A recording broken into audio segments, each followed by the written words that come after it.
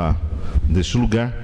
E agora nós estaremos apresentando o pastor Alex Cardoso, que está conosco, é o pastor presidente da Assembleia de Deus de Pinheiros, que está servo de Deus, também faz-se acompanhar do pastor Davi Serafim, que está um servo de Deus. Vamos ficar de pé, amados, para recebermos o pastor presidente. Glórias a Deus. Ele só está falando conosco aqui, parece que vocês erraram na fotografia ali, né? Pegaram na internet uma foto do Tim Maia, o cantor que já morreu. Vamos recebê-lo com devido caloroso, irmãos? Seja bem-vindo em nome de Jesus. Glórias a Deus. Ainda de pé, vamos receber o nosso pastor. Amém. Obrigado, meu pastor. Amém. A paz do Senhor para todos. Amém.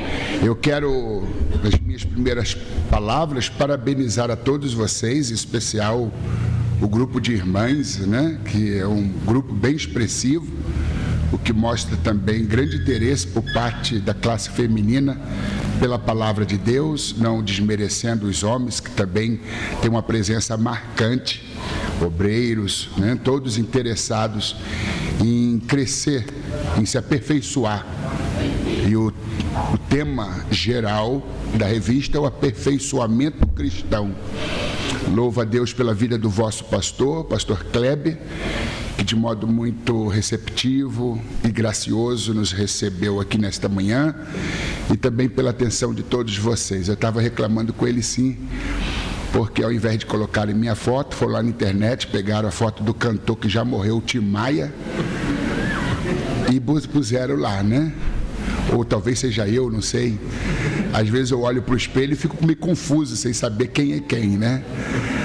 Mas, brincadeiras à parte, a gente vai falar sobre o aperfeiçoamento cristão. Mas antes, porém, eu quero abençoar a vida de vocês, se o pastor me permite, com uma palavra de oração. Façam assim com as mãos. Querido Deus, eu abençoo o pastor Kleber, eu abençoo sua família e ministério, eu abençoo seus companheiros de lida, eu abençoo estas irmãs e esses irmãos, estas jovens, estes jovens, todas as faixas etárias de idade, adolescentes, crianças. Eu abençoo os obreiros da sua casa. Deus, que o Senhor possa abrir os céus e visitar essa comunidade de fé, aniquilando o mal, neutralizando o poder maligno, jogando por terra toda obra do diabo, pois foi para isso que Jesus, o seu Filho, se manifestou, para desfazer as obras de Satanás. Eu peço em favor dos maridos, eu peço em favor das esposas, eu peço em favor dos pais, eu peço em favor dos filhos, eu peço em favor de todas as proles, de todas as famílias aqui representadas, todos os lares aqui representados. Manda a tua bênção lá para as nossas casas, visita os nossos familiares, parentes, entra com libertação, com salvação, com cura, com transformação. Eu abençoo esta congregação, eu abençoo este povo, eu abençoo a tua casa neste lugar, no nome de Jesus Cristo. Amém e amém. Podem se sentar, por favor, meus queridos irmãos.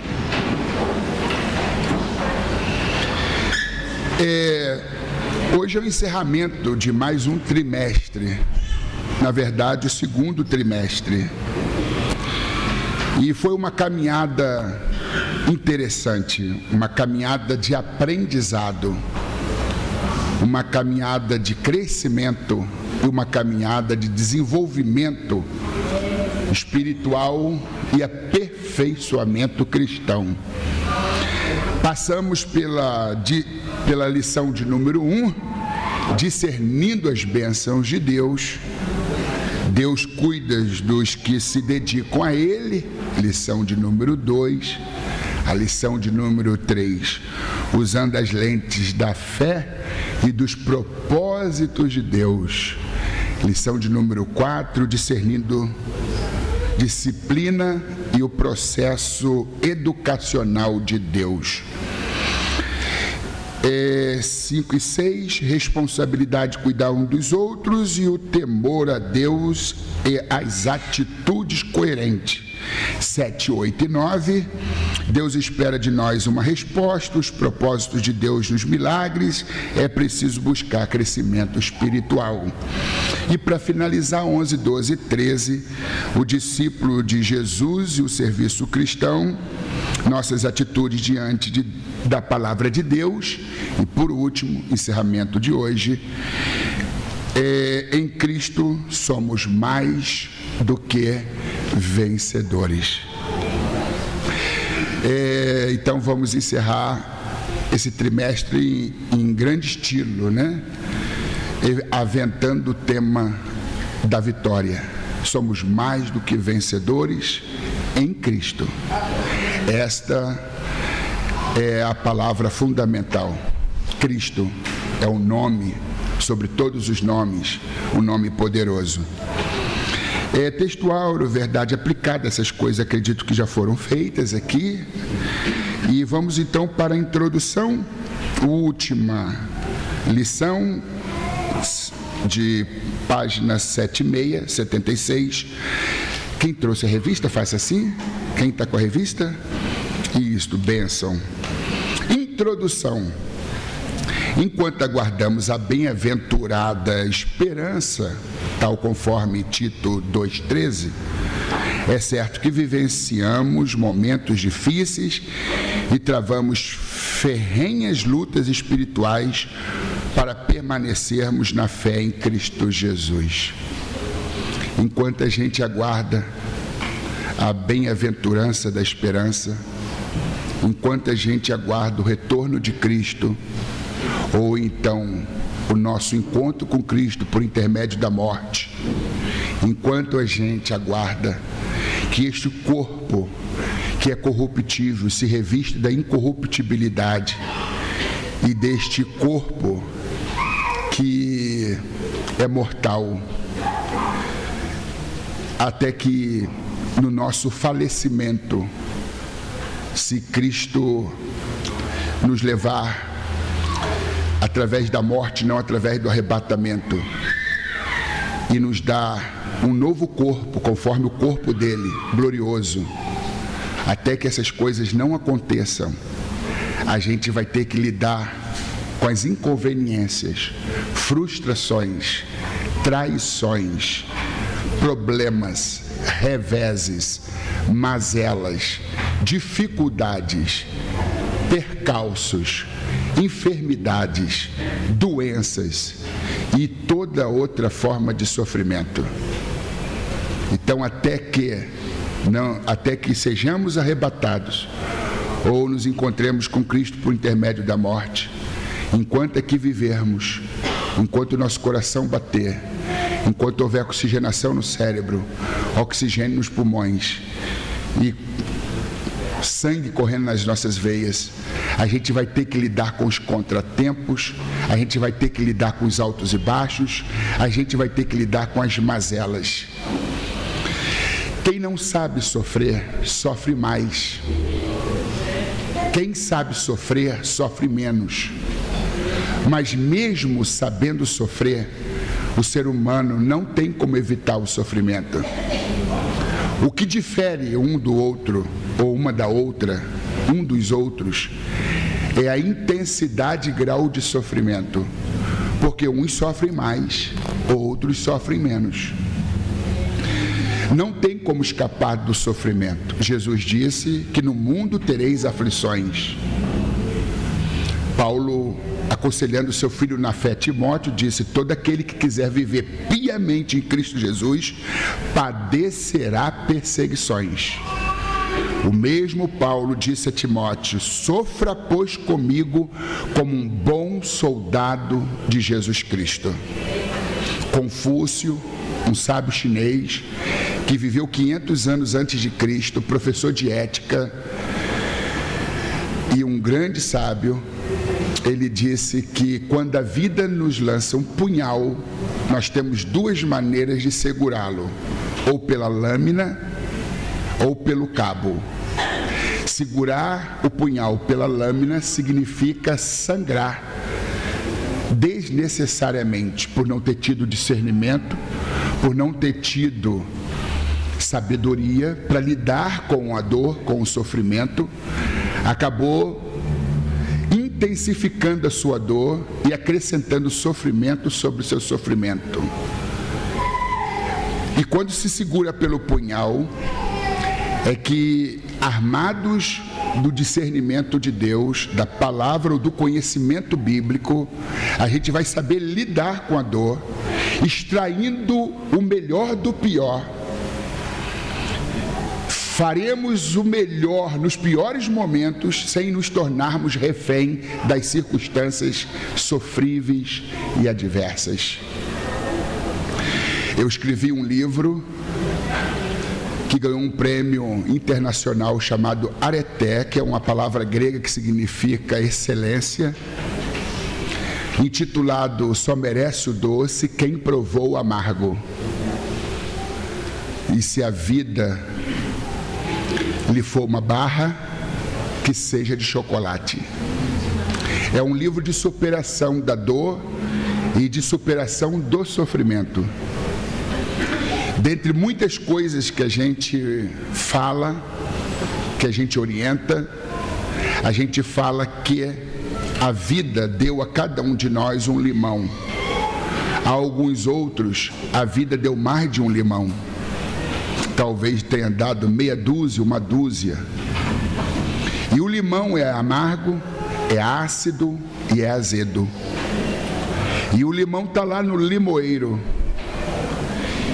Muitos vão lá, pegam o limão, porque a vida lhe reservou aquele limão, e entende de que tem que digeri-lo, comê-lo. Então começa a mastigar as cascas ácidas, mastigar os caroços amargos e tentar engolir os bagaços. Faz cara feia, reclama, olha para o céu revoltado, esbraveja. Que vida é esta amarga? Que vida é esta azeda? Que vida insuportável é esta, meu Deus? Tu não é bom? E por que está permitindo que isso tudo aconteça comigo? E a maioria de nós não sabe lidar com a dor, com o sofrimento, e a gente reclama porque a vida nos presenteou um limão. Só tem que a Bíblia, o livro de receita de Deus, cheio de inteligência espiritual, emocional, cheio de sabedoria, te ensina a transformar o limão em limonada. Pega o limão do limoeiro, mas não o coma, lave-o, corte ao meio, remova os caroços, coloca tudo no liquidificador, bate em alta rotação, tendo adicionado um pouquinho de água. Quando ficar aquele supra-sumo, pega uma peneirinha para reter o bagaço, que não é bom engolir o bagaço, vai ficar tudo retido lá na peneirinha. Coloca tudo dentro de um recipiente, de uma vasilha, de uma jarra, acrescenta mais água, açúcar ou aspartame a gosto. Num calor, você coloca pedrinhas de gelo, pega uma taça bonita, coloca dentro e um canudinho. Aí você vai dizer, olha, aquilo que era amargo, ácido e azedo, agora está supimpa, suculento.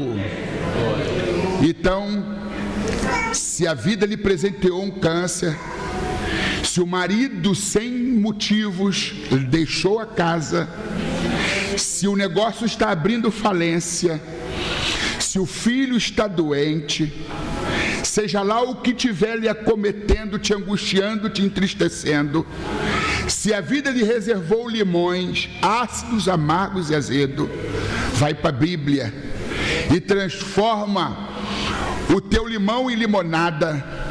Não faça da tua luta, do teu sofrimento, da tua dor, um escorregão para a derrota, mas um trampolim para a vitória. Porque aquilo que não provoca nossa morte nos faz ficar mais forte. Aleluia. Talvez muitos não tenham, digamos, o conhecimento exato sobre quem é o Alex Cardoso que vos fala. Alex Cardoso não é filho de pastor presidente. Sou pastor presidente, mas meu pai foi um alcoólico inveterado. Minha mãe sofria muito, maus tratos, sofrimentos. Quero falar um pouco dos limões que a vida me deu. Cresci num lar neurótico. Cresci num ambiente neurotizado, estressante, estressador, onde um pai violento, sob efeito alcoólico, espancava a sua mulher, que era minha mãe, numa época que não tinha nem lei Maria da Penha para inibir a ação do meu pai. Passávamos necessidade, enquanto meu pai tinha 2 grandes empregos, mas a comida, as compras que vinha no táxi, ia para a rua de cima, onde ele tinha um caso amoroso, ou para a rua de trás, onde ele tinha um outro caso amoroso.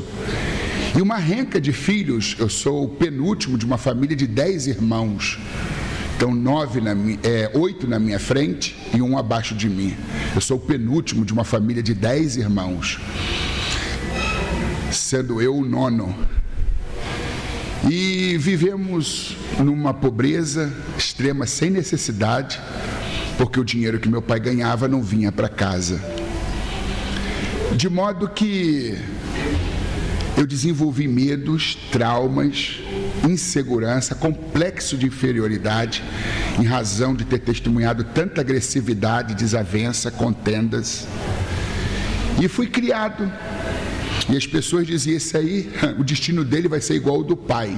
E usavam um termo pejorativo dizendo, vai ser mais um bebum na família Cardoso. Bebum é bêbado na gíria. Ou um delinquente, vai se envolver com drogas. E realmente, meus 14, 15, 16 anos, muitos colegas meus morreram precocemente porque se enveredaram nesses caminhos escusos. Mas aos 16 anos eu me deparei com 2 Coríntios 5,17, que diz, aquele que está em Cristo nova criatura é. As coisas velhas se passaram e tudo se fez novo. A partir dali, a minha mãe, que vivia na Umbanda, Quimbanda, e toda a família, e também na igreja católica, reuniu os filhos e disse, quem vai fazer o que eu acabei de fazer?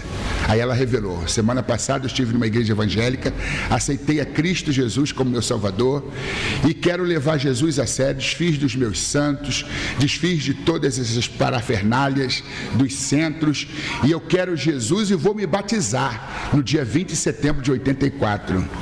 Quem topa vir para Jesus? E ninguém topou.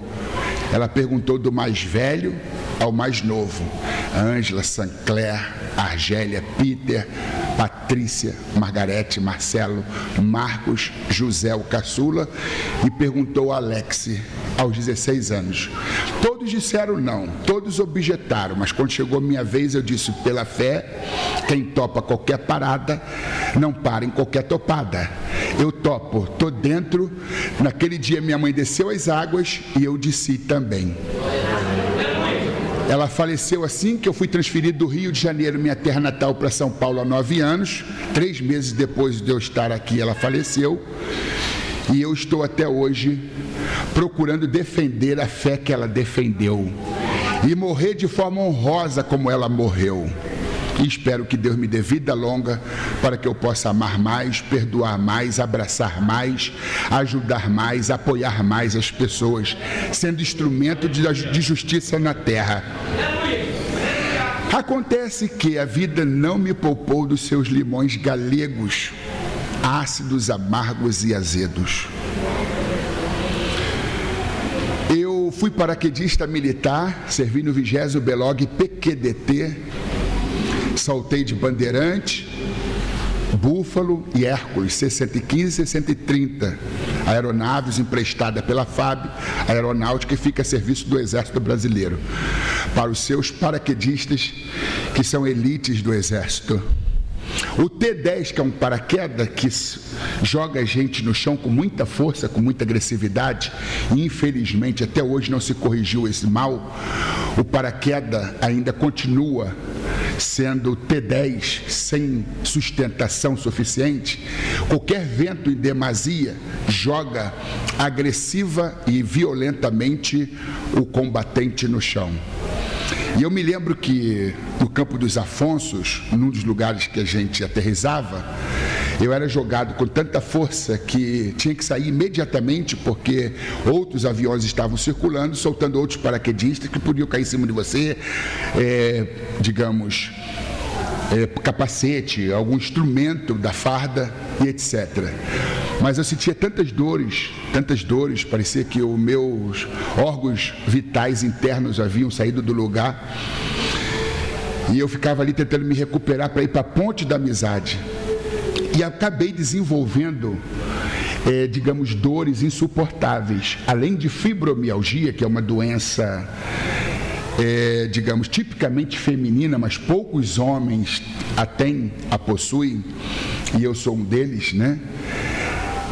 Eu tenho doenças degenerativas, sofro muito. Eu que fui um homem halterofilista, um homem muito forte, muito viril, hoje eu não carrego um saco de açúcar, ou seja, aquele saco de 10 quilos de açúcar. Eu subo escada com muita dificuldade e vou empenando, vou tendo dificuldades motoras. Eu uso uns instrumentos na sola do meu sapato para me manter o equilíbrio, senão eu caio para a direita. E além disto, há 3 anos e meio eu fiz uma cirurgia chamada ortognática bimaxilar reconstrutiva. Se temos aqui algum dentista, ou ortodentista, ou cirurgião bucomaxilo, ou alguém que trabalha nesta área, sabe do que eu estou falando. Eu sofro ainda, depois de mais de 3 anos de cirurgiado, com parestesia e uma confusão neural, porque o meu cérebro diz que a boca não está onde está. Eu sei que ela está aqui, que ela está assimétrica, mas por eu ter sofrido lesões em alguns nervos, eu perdi a sensibilidade, de modo que às vezes quando eu tomo café eu tenho que tomar cuidado, porque desce, eu não sinto, porque todo o meu lábio inferior, todo o meu queixo é parestesiado, e eu posso me queimar ou sujar a minha roupa, então eu tenho que estar muito atento. E foi assim durante 1 ano, todo o rosto. Eu tive uma parada cardiorrespiratória e hoje, por exemplo, eu perdi todos os meus conhecimentos matemáticos. Eu só tenho conhecimentos de literatura, filosofia, da língua portuguesa, das ciências, humanas e não das ciências exatas. E com tudo que o meu cérebro diz que a boca não está aqui, com tudo que eu não sinto a boca, e às vezes formigamento e choque elétrico, como nesse caso, quando eu passo o dedo, eu estou fazendo a obra, procurando transformar os meus limões em limonada. Eu tenho um filho de 17 anos chamado Alexi Juan da Silva Cardoso, que tem uma síndrome chamada síndrome de Carpenter e tem craniosinostose. Mesmo tendo os melhores colégios e os melhores professores, nunca conseguiu alfabetizar. Só escreve o primeiro nome dele de uma forma muito rudimentar e fala com dificuldade. A minha esposa ainda hoje se trata de um câncer, perdeu a mama direita. Logo que eu cheguei aqui, como já falei, adiantei, 3 meses depois eu perdi a minha saudosa mãe. Enfim, eu poderia estar dizendo para vocês sobre tantas outras experiências amargas, ácidas e azedas. Eu poderia ser um homem frustrado, revoltado. Eu poderia ter me recusado a pregar. Pregar o quê? Tanto sofrimento, tanta dor, o mundo é injusto, a vida é injusta. Eu não quero mais saber. Deus permitiu tantas coisas ruins que nada. Está aqui o livro de receita. Deus conversa comigo. Eu converso com Deus e eu vim aqui trazer limonada suíça para vocês. Quem tem canudinho aí, faz assim, levanta o canudinho, levanta aí. Olha o alemão aí, alemão, levanta o canudinho. Isto. Vocês podem aplaudir a Jesus.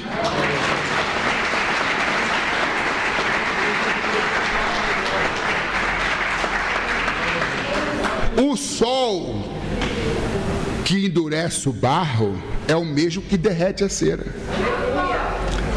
Tem gente que quanto mais sofre, menos arrogante fica e mais dependente de Deus se torna. Quanto mais sofre, é como a cera que diante do sol vai derretendo. Mas tem gente que quanto mais sobra é como o barro, vai ficando duro, endurecendo, endurecendo, endurecendo. A luta está te deixando melhor ou pior? A fornalha está te deixando melhor ou pior? Fica pior não. Se renda. Deixa Deus quebrar. Somos todos barros, todos vasos. E Deus é o oleiro. Ele sabe onde aperta. Ele sabe que o barro é arrancado do barranco, é deixado no canto para curtimento. Depois vai para o pisoteamento, o barro é pisado. Depois as mãos modeladoras do oleiro vai lá tirando as rebarbas, os lixos, detritos, os corpos estranhos, para não provocar rachadura, quebradura nos vasos. Aí tem um processo lento, complicado. E depois vai para a fornagem. O calor do fogo da provação, da luta, vai cozinhando, porque tem muita coisa crua dentro da gente. O velho Adão precisa ser cozido. Aí depois tem o toque do mestre, que é um peteleco no vaso, e do som ele vai perceber se está bem cozido, se está mal cozido, se está frágil, se está forte. A maioria de nós já cantou, né? Para Deus amassar o vaso, para fazer um novo vaso, amassar o barro para fazer um novo vaso. Como é que é essa canção? Vocês se lembram? Vamos cantar um minutinho? Deixa Deus amassar o barro, é isso? Como é que é? Vamos cantar? Deixa Deus amassar o barro. Quebra minha vida, me faça de novo. Se lembra dessa canção? Quebra minha vida, me faça de novo, eu quero ser um vaso novo. Não é mais ou menos assim? É que eu só tenho cara de Timar, eu não sei cantar nada.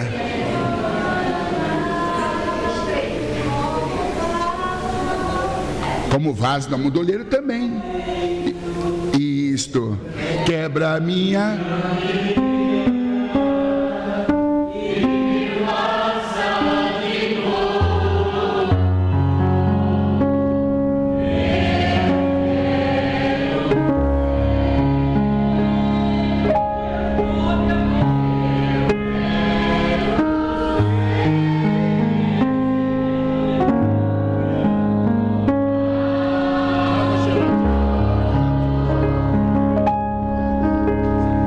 Obrigado. Então, ouçam. Olha o que a gente cantou, é sério? Alguém observou que os crentes mais mentem quando cantam. A gente cantou dizendo assim: Deus, quebra minha vida, me faça de novo, porque eu quero ser um vaso novo. Foi uma oração cantada, uma canção em forma de oração. A gente disse: Deus, quebra minha vida. Aí Deus acredita na gente. É para quebrar, filha? É, eu estou cantando, quebra minha vida, me faça de novo, eu quero ser um vaso novo. É, meu filho, tu está cantando, eu posso levar a sério? Pode levar. Aí ele acredita na gente, começa a quebrar a gente, mas quando começa a quebrar a gente, ele diz: por quê? O que é isso, Deus? Ué, tu não pediu? Tu não cantarolou? Oh, Deus ouviu a gente hoje, hein? Então, as mãos modeladoras do oleiro estão vindo em sua direção. Mas as mãos modeladoras de Deus não matam, curam, libertam, transformam. Deixa Deus te amassar. Ele sabe onde amassar. Ele sabe até onde pode amassar. O tipo de força a ser utilizada. E esta lição de hoje, intitulada Em Cristo Somos Mais do que Vencedores, fala que enquanto aguardamos a bem-aventurada esperança, é certo que vivenciamos momentos difíceis e travamos ferrenhas lutas espirituais para permanecermos na fé em Cristo Jesus. Não importa o quanto as mãos do oleiro te amassem, não importa os vales sombrios, escuros, não importa o quanto você tem que peregrinar no deserto árido da vida, não perca a fé. Jó perdeu os bens, os patrimônios, perdeu a saúde, ficou chagado da cabeça aos pés, perdeu a família e, por último, a esposa disse: abandona o teu Deus e morre. E ele diz: como falas uma louca, assim falas tu, mulher. Recebemos o bem e não receberíamos o mal? Em outras palavras, Deus sempre sabe o que faz, nós é que não sabemos o que falamos. Com tudo isso, não pecou Jó com seus lábios. Ele senta-se nas cinzas, raspa a cabeça e adora.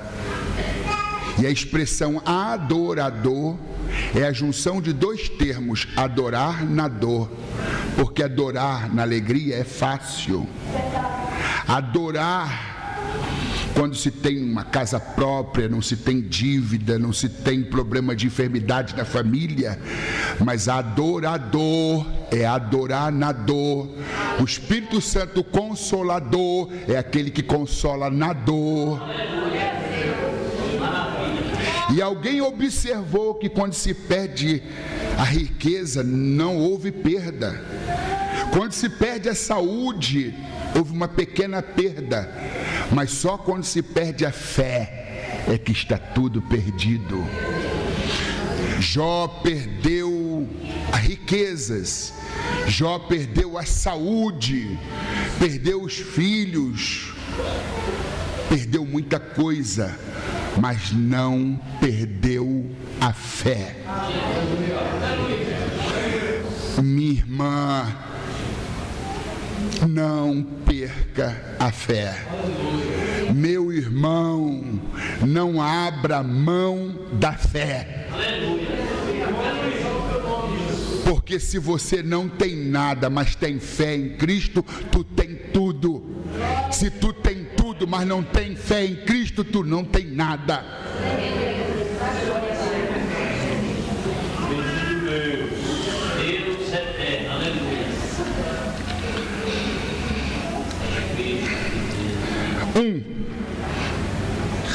A realidade da batalha espiritual. Oh, muito obrigado, meu pastor. Eu estava assim tentando falar, olhar e segurar o copo, mas eu acho que eu ia conseguir com dificuldade. Mas o pastor foi generoso e arrumou um lugarzinho ali para mim. Eu bebo muita água, gente. Muita água mesmo.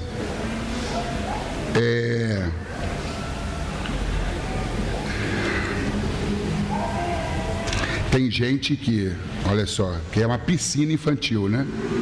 Eu sou um oceano. Um oceano. Eu dou maior prejuízo a Sabespa. Que é Sabespa, pastor? Aqui é o SAI. É? SAI. O SAI. Se eu morasse aqui, eu ia falir essa empresa. Eu ia beber tanta água que ia falir essa tal de SAI. Vamos lá. Nesta lição, não focaremos nos detalhes dos diferentes tempos do povo de Deus na história bíblica, sejam as lutas espirituais travadas no tempo do início da igreja, ou a batalha dos dias de hoje, ou aquelas retratadas nos diversos capítulos do Apocalipse.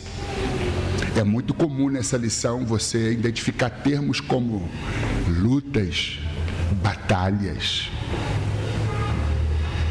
Lutas, batalhas fazem parte do dia a dia, fazem parte da vida. Alguém disse que a gente tem que matar 1 leão por dia, mas o que a gente tem visto são os acumuladores de leões. Tem um leão da segunda-feira para matar, o leão da terça, da quarta-feira, o leão da quinta, o leão da sexta, o leão do sábado, domingo, na outra segunda tem que matar o leão da segunda de novo.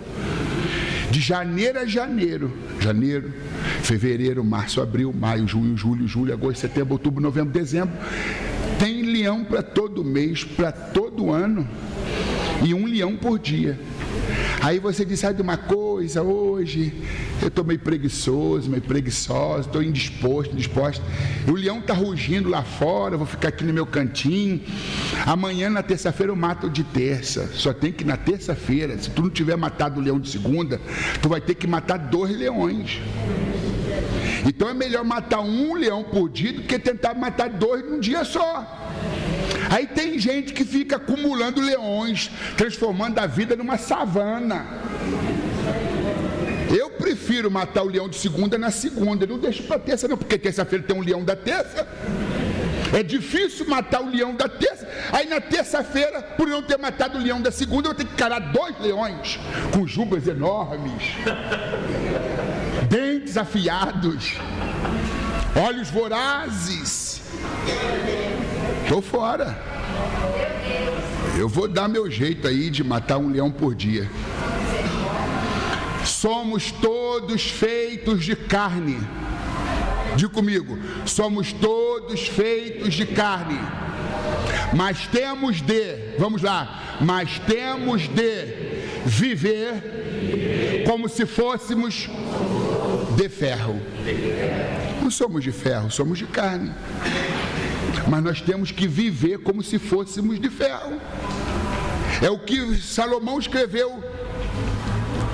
Se fores frouxo no dia da angústia, a tua força serás pequena. Tu olhar para o leão olhar para você, você ficar com medo do leão, mesmo com medo, avance. Porque tudo na vida se contrai ou se expande proporcionalmente à coragem do indivíduo. E coragem não é ausência de medo. Coragem é olhar para o medo e perceber que está com medo, mas apesar do medo, partir para cima do medo. Vai, mas se tiver com medo, vai a si mesmo. A vida é dura, mas a vida é mais dura para quem é mole, para quem cruza os braços, para quem se entrega, para quem não luta, para quem não encara o leão nos olhos, o medo de frente. Vai, mas se tiver com medo, vai a si mesmo. O leão Deus vai te dar. Davi matou o leão, Sansão rasgou o leão de alto a baixo, Benaia matou o leão no dia de neve. Mas está frio, está nevando, vou ficar encolhidinho na minha cabana, no meu habitat. Vai lá fora. O leão da segunda precisa ser morto. O leão da terça, o leão da quarta, da quinta, da sexta, do sábado e domingo. Mata o teu leão. É uma versão diferente do Pai Nosso. O pão nosso de cada dia, né? Diga comigo, o leão nosso de cada dia. É 1 leão por dia. Vai ficar acumulando leão? Eu prefiro matar um leão por dia do que matar 10 dias de frozô, 10 dias refugiado na minha cabaninha, refém do medo. Aí quando tiver que encarar a vida lá fora, 10 jubas enormes, 10 bocarras enormes, tô fora. Se eu fosse católico, até me benzer. Tô fora. Em Cristo, o leão da tribo de Judá, nós somos mais do que vencedores.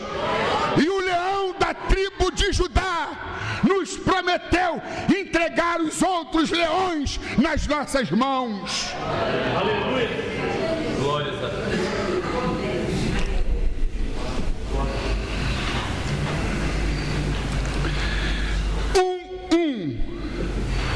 O início da batalha espiritual. Encontramos em Gênesis 3,15 a origem e realidade da batalha. O grande vencedor, Jesus Cristo. A promessa e a garantia da vitória. É relevante notar como esse versículo já ressalta, antes de promessas e condições ao ser humano, a vinda de Jesus Cristo, a derrota do inimigo e a vitória garantida. Todo o restante da Bíblia é o registro progressivo do cumprimento desse versículo. Gênesis 3,15. O que a gente lê lá em Gênesis 3,15? Alguém pode, em alto e bom som? Você, moça, com a Bíblia aí, Gênesis 3,15, leia aí, em alto e bom som. Mata o teu leão.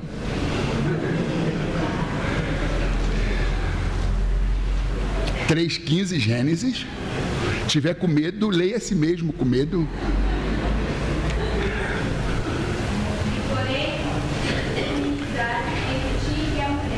Porém, inimizade entre ti e a mulher. Entre a tua semente e a sua semente. Esta lhe ferirá o calcanhar. É isso? O que diz aí? Ah, sim. Tentei te confundir, mas você foi mais sábia do que eu. Este texto, Gênesis 3,15, é o proto-evangelho, o primeiro evangelho. Aí se concentra tudo o que sucedeu no Calvário. No Calvário, Jesus esmagou a cabeça da serpente. E por Jesus ter ido para o Calvário, a serpente acometeu o calcanhar de Jesus. A vitória começou aí em Gênesis 3,15. Cristo se revelou lá. A semente da mulher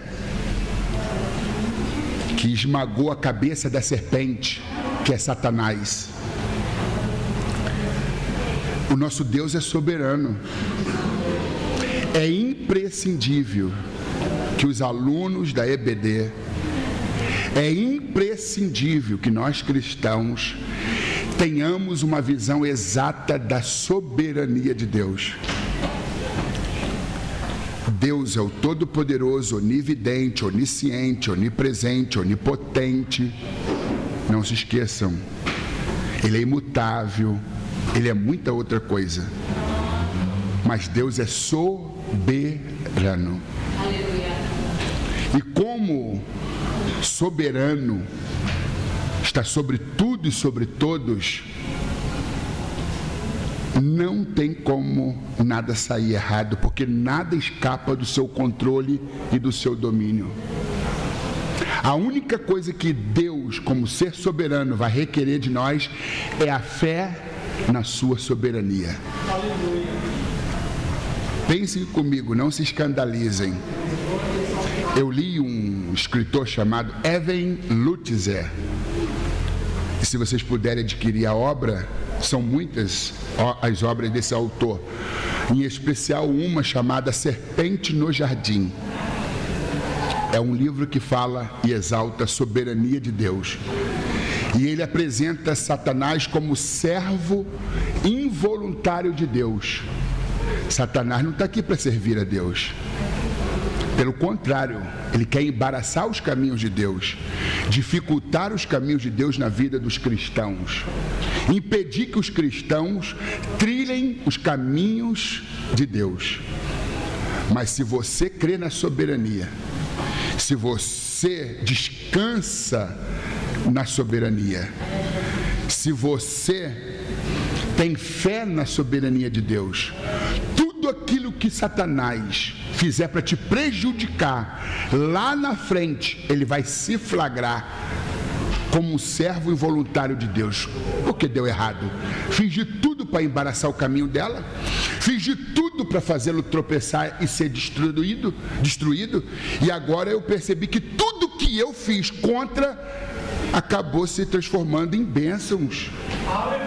A Bíblia diz em Romanos 8:28 que todas as coisas, não é quase todas as coisas ou algumas coisas, todas as coisas que nos acontecem contribuem para o nosso próprio bem, para o bem daqueles que amam a Deus e são chamados por seu decreto.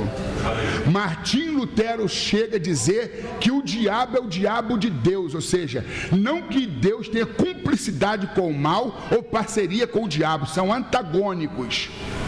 Deus é luz, o diabo é trevas. Porém, o diabo é o diabo de Deus, porque o diabo precisa da permissão de Deus para infligir o mal, para fazer o que quer que ele pense que pode fazer. Ele não tem autonomia. Ou seja, o diabo é o diabo de Deus no sentido de não poder se sobrepor aos planos de Deus ou mesmo frustrar os planos de Deus. E o diabo não é páreo para Deus, um poder dual entre Deus e Satanás. Vamos ver quem vence. Não existe isso. Deus é soberano, é sempre vencedor, mesmo sem entrar na batalha. E o diabo é sempre perdedor, entrando na batalha. Aleluia. E em Cristo, Deus soberano, nós somos mais do que vencedores. Não dá para sair errado. Deus nunca perdeu o comando. Deus nunca perdeu o controle. Deus é soberano.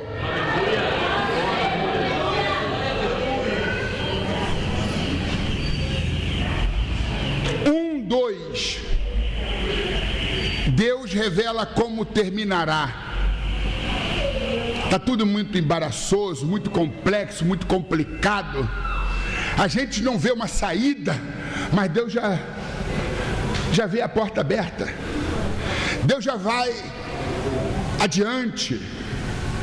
Deus é atemporal, não é refém do tempo. Passado, presente e futuro para Deus são as mesmas coisas. Ele já sabe como tudo isso terminará. O diabo como perdedor e a sua igreja como vencedora.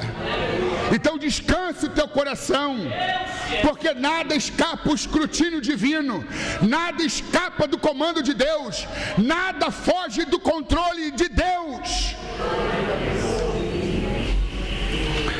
A realidade da batalha, os princípios e a certeza da vitória são relevantes em todos os períodos vivenciados pelo povo de Deus, até que chegue o glorioso dia, quando então não haverá mais lágrima, morte, dor e maldição. Deus sabe como essa batalha vai terminar. Vai terminar quando um dia a gente adentrar os umbrais eternos, a abóboda celeste. Quando a gente adentrar os céus dos céus. E diante de Deus, de Jesus, do Espírito Santo, dos santos anjos, e diante de tantas riquezas insondáveis, com um corpo já não mais corruptível, mas incorruptível, com um corpo já não mais mortal, mas imortal. a gente não vai mais saber o que significa lágrima, dor, sofrimento ou maldição. Porque lá não haverá mais dor. Lá não haverá mais lágrimas. E a lágrima é tão comum a todos nós. Uns choram mais, outros choram menos, mas todos nós choramos. Alguns até diante dos outros, outros às escondidas, às ocultas, mas choram. E é assim desde que a gente nasce. Bebezinho, menino ou menina, hoje a gente sabe, né? Pelos meios médicos, ultrassonografia, mas antigamente não tinha como saber. É menino. Aí o menino nasce e já nasce chorando. Se não chorar, o pediatra, o médico, obstetra, vai lá e dá um tapinha no bumbum para acionar o sistema respiratório. Aí entrega para cuidar, para fazer asepsia, tirar a placenta, sebo. Cuida dessa criança, porque enquanto não chorar, não dispensa. A gente já chega chorando, já nasce chorando. E se não chorar, o médico dá um tapinha. A gente já chega na vida chorando. E a gente sai chorando. A gente não pede para nascer, a gente não quer morrer. A gente tem que saber aproveitar o intervalo. E você está sabendo aproveitar o intervalo? A luta está te parando, tá? As muitas lágrimas asfixiaram e sufocaram o seu ministério, o seu chamado. Não dá mais. Estou sofrendo muito. E aonde fica a graça de Deus? É na fraqueza que o poder de Deus se aperfeiçoa. Digo fraco, eu sou forte. Aleluia. Chorando. Glórias a Deus. Com dor. Aleluia. Com sofrimento. Vai espalhando as sementes. Porque a tua obra terá uma recompensa. Não para não. Parou por quê? Por que parou? É seguindo em frente que as adversidades vão ficando para trás. A tristeza olha para baixo. O medo, a ansiedade, a preocupação olham para os lados.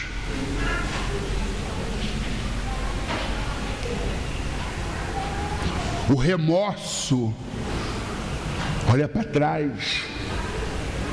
A esperança olha para frente. A fé olha para cima. Aleluia. Para que lado você está olhando? Tem gente que chegou hoje aqui cabisbaixo, olhando para baixo, olhando para o chão, carcomido de uma grande tristeza. Eu já sei como é que esse culto de ensino vai terminar. Você vai sair daqui olhando para frente e para cima. Sairás daqui olhando para cima e para frente e para cima e para frente e para cima e para frente. Não vai mais acumular leão não. E nem vai fazer mais cara feia, porque a vida lhe presenteou limão. Porque hoje tu aprendeu a transformar limão em limonada. Agora é só bebericando. Limonada, geladinha, pedrinha de gelo, canudinho. E chama o gordinho para poder também bebericar. Eu trouxe limonada para vocês hoje. É mais do que justo vocês fazerem também a limonada de vocês e me oferecer um pouquinho.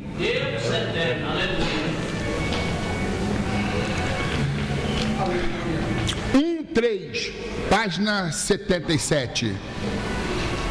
Vivendo na vitória, ou melhor, vivendo na esperança da vitória. No final, a vitória, como anunciada no início da peleja, é de Cristo e do seu povo. No comentário bíblico Moody, encontramos: essa certeza entrou pelos ouvidos das primeiras criaturas de Deus como uma bendita esperança de redenção. Pelo fato da revelação divina ter um aspecto progressivo, somente no Novo Testamento há mais ênfase quanto ao aspecto espiritual desta batalha. Contudo, há vislumbres desse aspecto já no Antigo Testamento, como nos textos a seguir, e deixa para a gente examinar em casa, entre outros, Gênesis 32, 22 ao 32 e Daniel 10, do versículo 10 ao versículo 21. Vamos para o capítulo 2, porque daqui a pouquinho eu já vou terminar. Eu tenho quanto tempo, meu pastor? Ali é o quê?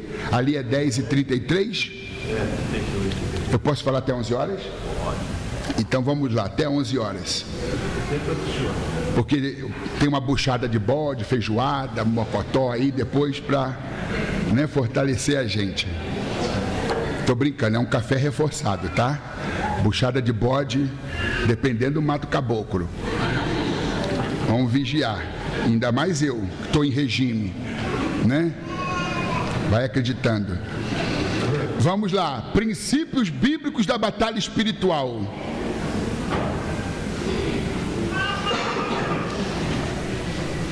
Princípios bíblicos são verdades encontradas nos textos bíblicos acerca de determinado assunto que devem nortear o entendimento e a conduta do discípulo de Jesus ou de Cristo. No que se refere à batalha espiritual, não é diferente. Discernindo a natureza da batalha. Num primeiro momento, é importante lembrar que o Novo Testamento enfatiza o caráter espiritual da batalha. O tempo andando na carne, descrito em 2 Coríntios 10:3, se refere à nossa participação na existência humana normal nesta terra. Somos vasos de barro. E não a questão de viver movido pela natureza pecaminosa. Então o termo andando na carne não quer dizer dando vazão às más inclinações da nossa natureza. Andando na carne significa ainda habitando esse corpo, vivendo aqui essa existência terrena, a gente vai andar na carne no sentido de ainda estarmos presos a essa condição física, a este corpo que nos limita.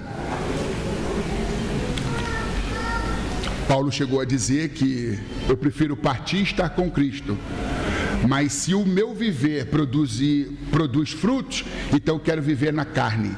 Não é viver dando vazão aos sentimentos escusos, mas é manter-se nesse corpo, para por intermédio desse corpo evangelizar, edificar e fundar igrejas, fazer a obra de Deus.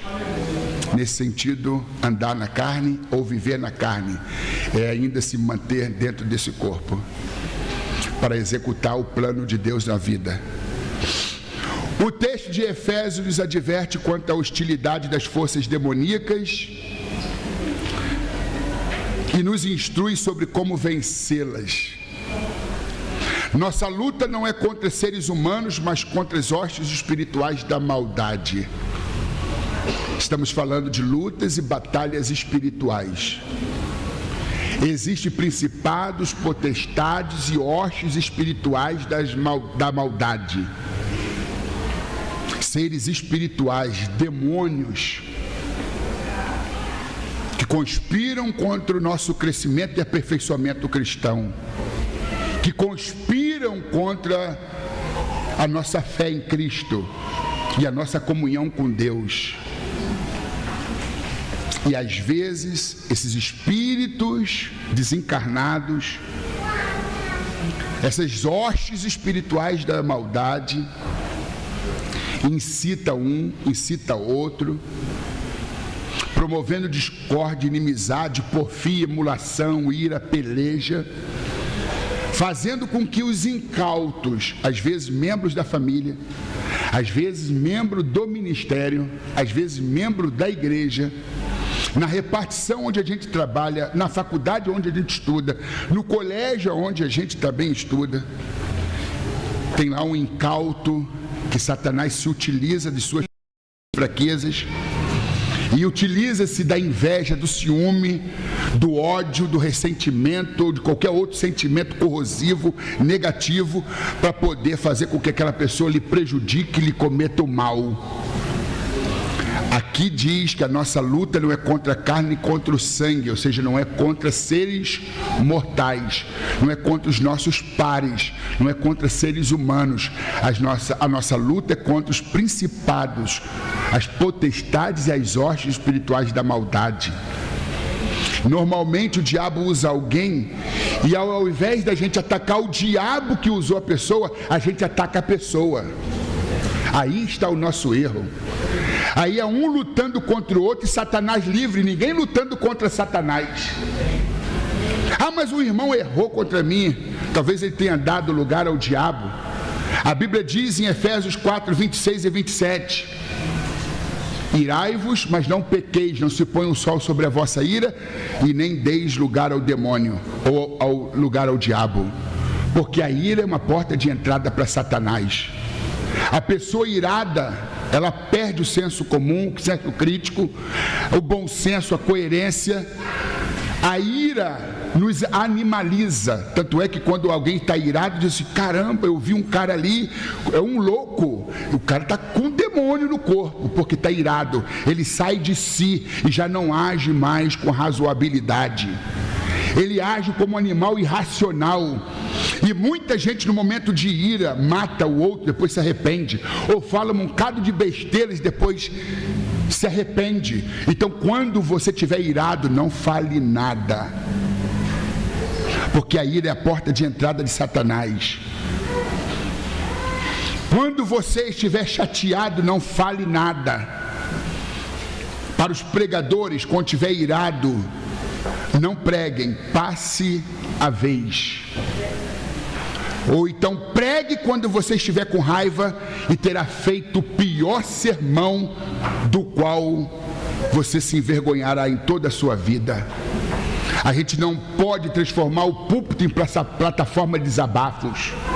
Aqui é para pregar a palavra com amor, com autoridade, com ousadia. Não é para jogar letras indiretas. Isso é covardia. Então, quando estiver irado, conte até 10. Se a ira passou, fale, faça. Mas se a ira não foi embora, conte até 100. Se a ira persiste, conte até 1000. Se a ira resiste e sair, não fale nada, não faça nada. Vai se arrepender depois. Porque onde a ira entra, a sabedoria vai embora. Ira e sabedoria não coexistem. Elas não combinam. Agora, quando a sabedoria chega, quem tem que ir embora é a ira. Então põe a sabedoria na tua vida para que não dê lugar à ira.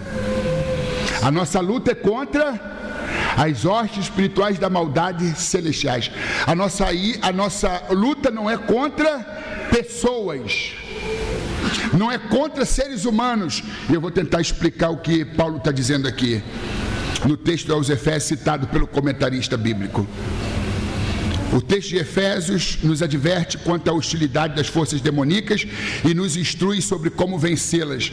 Nossa luta não é contra seres humanos, mas contra as hostes espirituais da maldade. Nossas lutas não são contra seres humanos.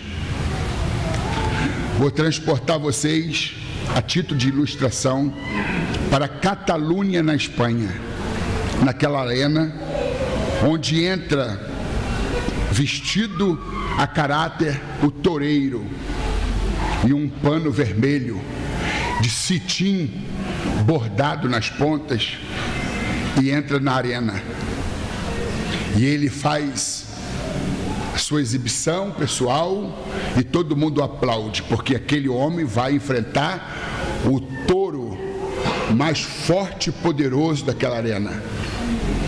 Daqui a pouquinho vem um sinal de que a porta vai se abrir, a porteira vai se abrir e o toureiro vai ter que, olho no olho, enfrentar o touro forte, grande e musculoso, vociferando, escociando para trás, jogando poeira e pó de pedra, mirando e soltando fogo pelas ventas, tão nervoso e irado.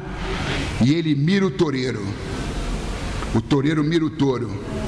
Quando o touro se aproxima e vem, um simples gesto à direita ou à esquerda, leva o pano para lá ou traz o pano para cá. O touro, quando está vindo para poder pegar o toureiro, ele muda o foco, esquece o toureiro e pega o pano.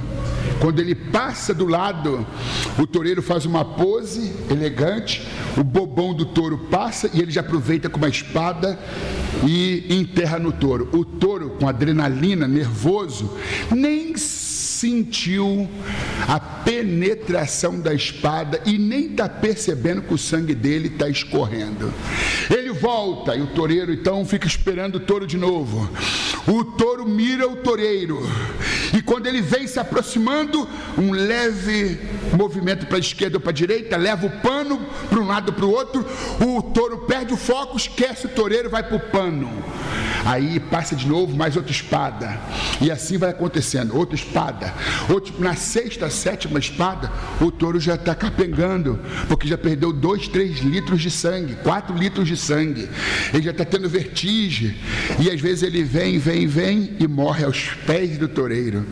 Aí o toureiro faz aquela pose elegante e toda a Catalunha, o estádio, a arena, o ovaciona, o aplaude. E ele sai como herói e o animal fica lá gorfando sangue, fica lá estirado, morrendo, e ele é aplaudido.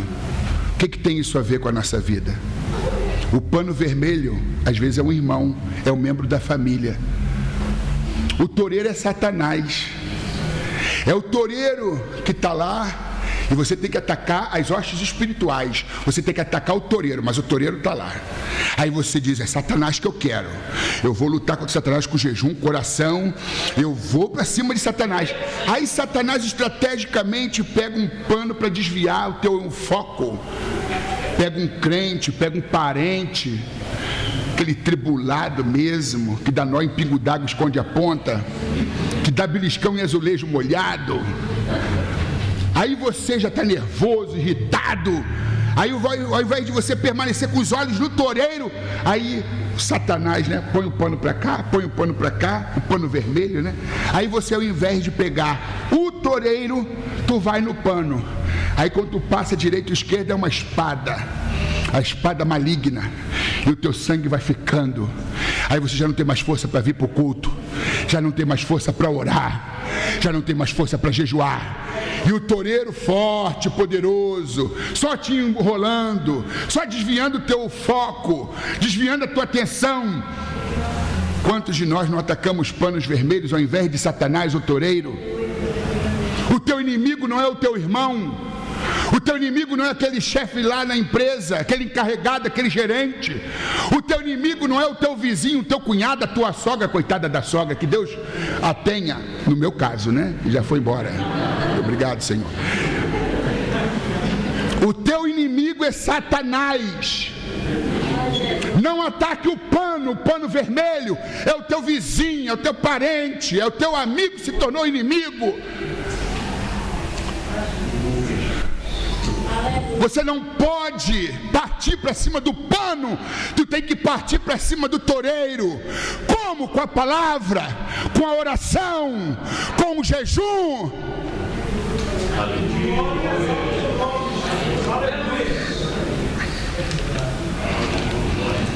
2:2. Vamos lá, quem tem revista? 2:2. Não ataque o pano vermelho, ataque o toureiro. Teu inimigo é o toureiro, não é o pano vermelho. Teu inimigo não é o pano vermelho, a pessoa, o crente que deu lugar para o cão. Teu inimigo é o toureiro, é Satanás. Satanás e os demônios, que são as hostes espirituais da maldade. na força e no poder do Senhor. De nós mesmos somos fracos e ingênuos. Tanto é que a gente vai pro pano e esquece o toureiro. Ingenuidade, imaturidade, infantilismo espiritual. A gente precisa se adultizar, a gente precisa amadurecer para entender de que não é o pano, é o toureiro. Tu está atacando o pano e o toureiro está ficando lá de frozô, preparando outra espada para poder te enterrar. Ataca o diabo, não ataca teu irmão não. Ele é falho, e quem não é? Ele é vaso de barro, e quem não é? Ele errou, e quem não erra? Pecador não julga pecador, e um camelo não zomba da corcunda do outro camelo. Lá no zoológico tinha um camelo rindo do outro camelo. Aí um visitante disse assim: por que tu está rindo do teu companheiro? Por causa da corcunda dele. Miserável, tu não está vendo a corcunda está bem em cima de você não? Todo mundo tem corcunda, todo mundo tem defeito.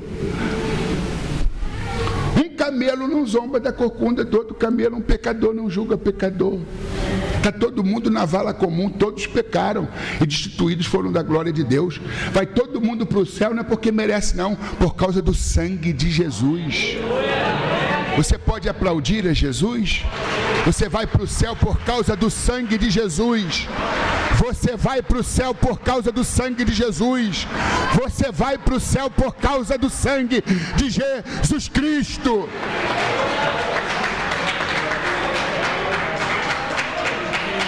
Somos todos fracos e ingênuos. Muitas vezes a gente vai para cima do pano e deixa o toureiro livre, desimpedido, para usar sua espada maligna contra nós. Por isso dependemos do Senhor e da força do seu poder e de toda a armadura de Deus. A gente precisa, olha só, tocou um demônio aqui, o que é isso? Fez um gol aí, rapaz. Desliga essa peste aí, meu Deus do céu. Logo o telefone do pregador, pastor. Eu chamo a atenção, vamos desligar o telefone, botar o telefone, botar em vibracal, eu chego aqui e pago esse gorila. Tem gente que paga mico. Eu pago o gorila aqui. Desligou? Desligou. Foi gol de quem? Eu não quero saber de Copa, não quero saber de nada disso. Eu quero saber de marcar meu gol contra o diabo. Beber uma aguinha. Aleluia, glória a Deus. Gordo também bebe água, gente, não só come não. Fica aí achando que eu sou gordo porque eu como muito, é porque eu bebo muita água também. Deixa os gordos em paz, gente. Que isso? Posso beber mais um pouco? Amém.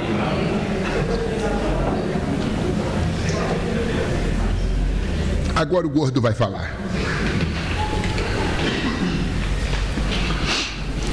Encontramos no Senhor a força e o poder para resistirmos.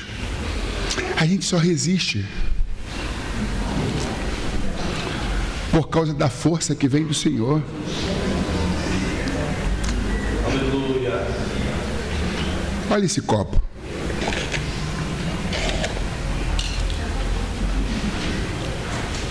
Intacto. Falem comigo, resiliência. Resiliência é um termo emprestado da física, que fala de um material resistente, de um material que, quando submetido a uma pressão, acumula energia e ele se descaracteriza. É mais ou menos isso aqui. Vamos exercer pressão, ele vai se descaracterizar. Está vendo no que ele se transformou? Resiliência é a capacidade deste material, uma vez se livrando da pressão, voltar ao seu estado original. Está vendo? Ele voltou ao seu estado original. A psicologia incorporou o termo que ela pediu emprestado da física. E resiliência no mundo da psicologia é a capacidade de alguns seres humanos suportando luto, a perda de bens materiais, passando por crises, enfermidades, doenças, amputações, seja lá o que for. É a capacidade de alguns seres humanos de se reinventarem. A luta vem, o câncer vem, a falência vem e vai exercendo pressão sobre ele ou sobre ela. O marido abandona a casa, deixa os filhos para ela criar, sem recursos nenhum, precisando de favores de família e de terceiros. E os barulhos, os esmagamentos. Aí deixa a mulher assim, o homem assim, o jovem assim. Resiliência dentro da perspectiva cristã é alguém que está debaixo de muita luta e que as mãos modeladoras do oleiro vêm e diz: deixa eu trabalhar.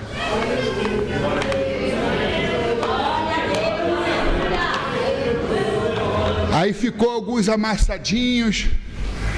Aí o Espírito Santo é convidado por Deus para fazer a parte dele. Ele vem e sopra.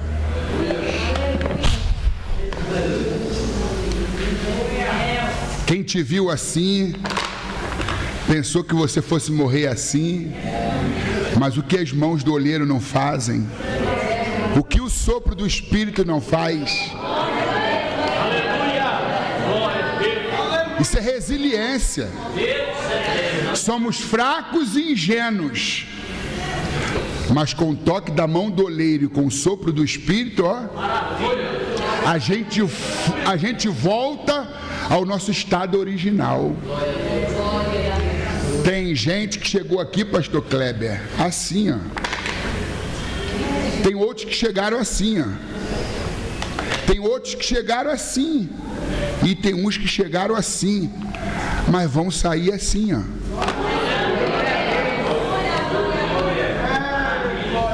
Vocês podem aplaudir a Jesus?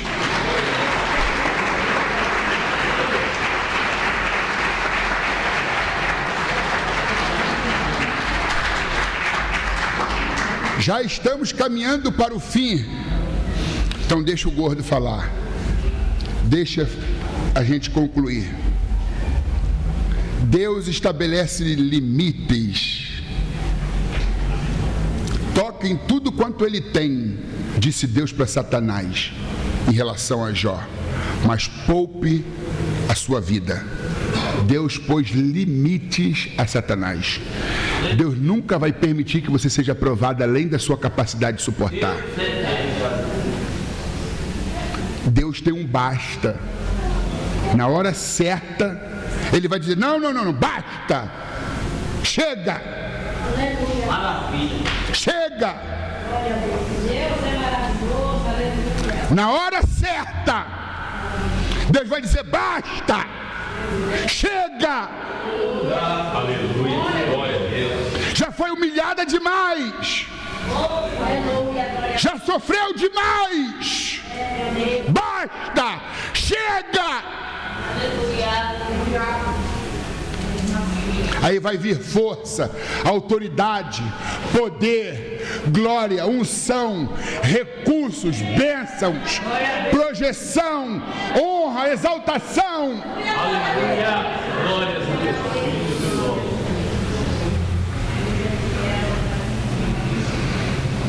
Todas as manifestações estrondosas relatadas a partir do capítulo 6 do Apocalipse estão no pleno controle do que está assentado sobre o trono.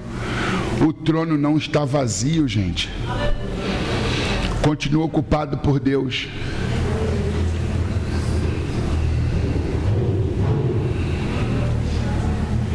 Vamos para o capítulo 3, senão a gente não consegue terminar 11 horas. Princípios e promessas aos vencedores.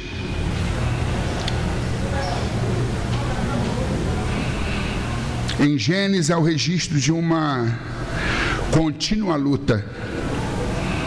Mas em Apocalipse há uma consumação e a vitória de Jesus Cristo e de seu povo. Em diversos textos no Apocalipse encontramos a expressão vencer. É possível vencer. 3:1. A palavra vencer tem alguns sentidos. São eles superar, prevalecer, obter a vitória. Portanto, podemos afirmar, fundamentados na palavra de Deus, que é possível o discípulo de Cristo ser um vencedor. Em Cristo somos mais do que vencedores. 3:2. Em Apocalipse 12:11 são identificadas 3 causas para a vitória do cristão. A primeira é que os discípulos de Cristo na batalha contra o inimigo vencem pelo sangue do Cordeiro. O agente da nossa vitória é o sangue do Cordeiro. Por sua morte, Cristo aniquilou o que tinha o império da morte, isto é, o diabo. Venceu a morte por nós. Apocalipse 7,14 menciona vestes que foram branqueadas, não pelo sangue dos mártires, por mais cruel que tenha sido o martírio, mas unicamente pelo sangue do Cordeiro, Jesus Cristo. As outras 2 causas são testemunho sobre a obra completa de Cristo e amar a Cristo mais do que a própria vida. É se doar aquele que se doou inteiramente por nós. É se dar aquele que se deu por nós. É se sacrificar por aquele que se sacrificou por nós. E é até mesmo dar a própria vida por aquele que deu a vida dele para nós. É vivermos uma vida de crucificação do ego, uma vida de renúncia, para que Cristo floresça, cresça e frutifique em nós. Uma vida sem egoísmo, sem soberbia, sem autossuficiência, mas uma vida de total dependência. Jesus disse: se o grão de trigo caindo na terra não morrer, fica ele só. Mas se o grão de trigo que caiu na terra morrer, ele vai dar muitos frutos. E este morrer é morrer para o mundo, morrer para os próprios sonhos, morrer para a própria razão, morrer para a própria reputação, desejoso de exaltar apenas a Deus e de fazer o que Deus quer que a gente faça e nunca o que o nosso coração enganoso está pedindo para a gente fazer.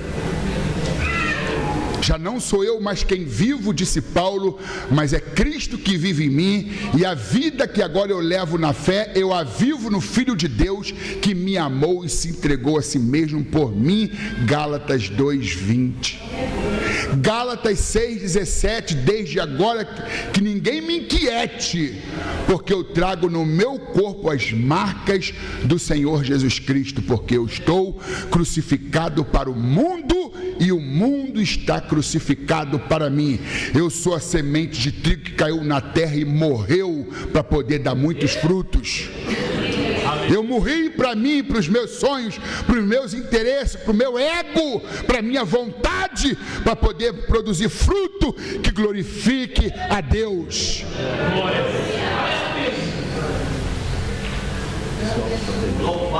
Toda hora o óculos cai, mas é bom que eu emagreço.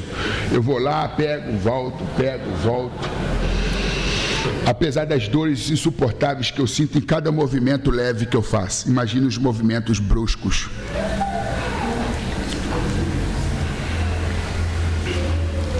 Estamos caminhando para o fim. Promessas e recompensas.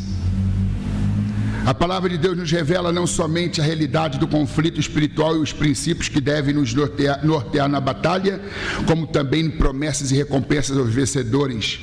A Bíblia é repleta de promessas divinas e os discípulos de Cristo podem confiar que Deus as cumprirá, pois Ele é fiel e não mente. Digno de nota o fato de que todas as cartas endereçadas às igrejas da Ásia há a expressão "ao que vencer". O verbo expressa uma ação continuada, envolve perseverança diante do conflito e da dificuldade. Perseverança diante dos conflitos e da adversidade.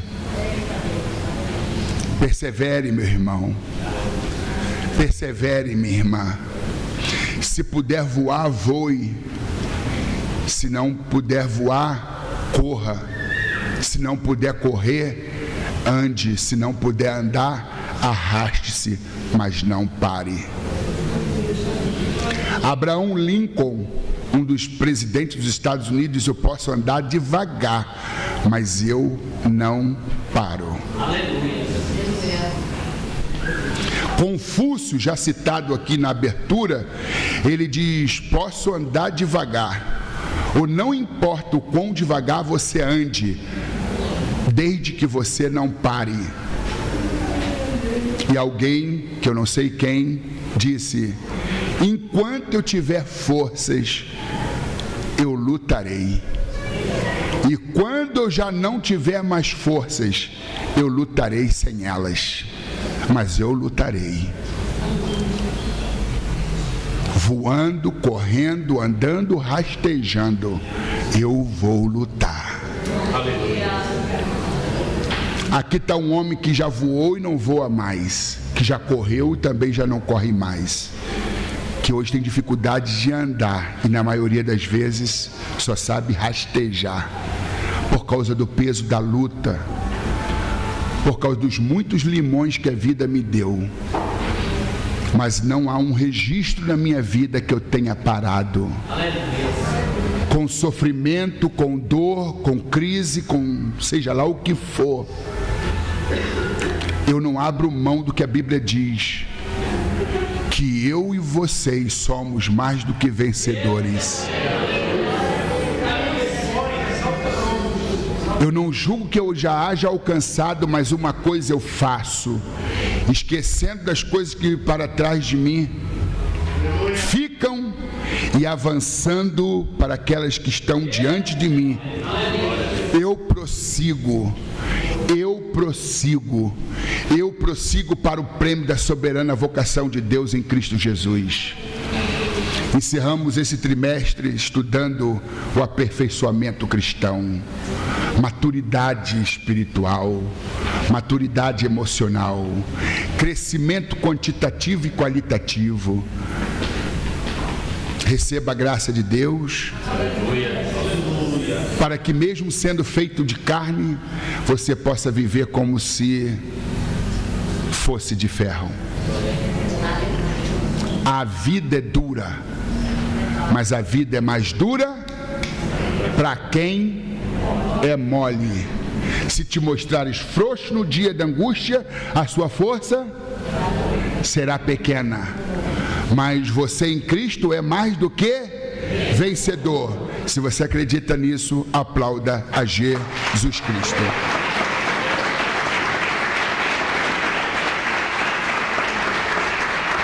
Muito obrigado, pastor Kleber. Muito obrigado essa congregação maravilhosa que Deus lhe confiou.